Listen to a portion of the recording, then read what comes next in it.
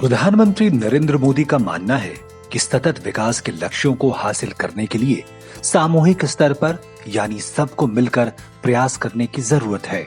उनका कहना है कि नीति निर्माताओं को भी इन सामूहिक प्रयासों का समर्थन करना चाहिए। Sustainable development will only be achieved by collective efforts. When every individual thinks of national good, when every nation thinks of global good, that is when sustainable development will become a reality. India has made an effort in this direction through the International Solar Alliance. Let us always keep our minds and nations open to best practices from all over. In the same spirit, let us always share our own best practices with others. सतत विकास के लिए 2030 के एजेंडे को ध्यान में रखकर राष्ट्रीय शिक्षा नीति को तैयार किया गया है।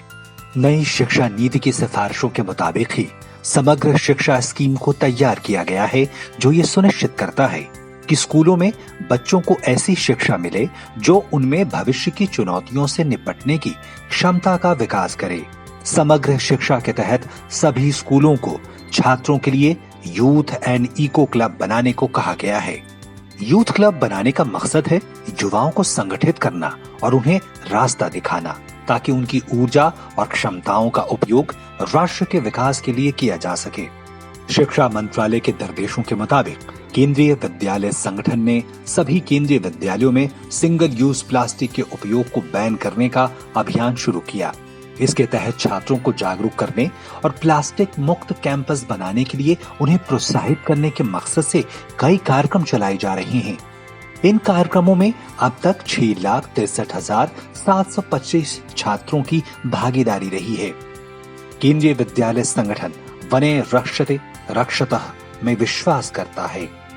इसी के तहत इस साल जुलाई और अगस्त के महीने में देश भर के सभी केंद्रीय विद्यालयों में वृक्षारोपण अभियान चलाया गया। इस दौरान इन विद्यालयों में कुल 6,44,641 पौधे रोपे गए। भारत सरकार एवं महात्मा गांधी ग्रामीण शिक्षण परिषद द्वारा संपूर्ण देश में उच्च शिक्षण संस्थानों के 400 कैंपस सेलेक्ट किए गए हैं। इस योजना के तहत देश के कई उच्च शिक्षण संस्थानों को उनके सराहनीय कार्य जैसे बिजली बचत, जल संरक्षण, वृक्षारोपण, स्वच्छता, सैनिटाइजेशन और आदि के लिए पुरस्कृत किया गया। इसके अलावा अखिल भारतीय तकनीकी शिक्षा परिषद AICTE ने स्वच्छ और स्मार्ट कैंपस अवार्ड की शुरुआत की है, ताकि हमारे उच्च शिक्षण संस्थानों को तकनीक और नवाचार की मदद से सतत विकास का दृष्टिकोण अपनाने को प्रेरित किया जा सके।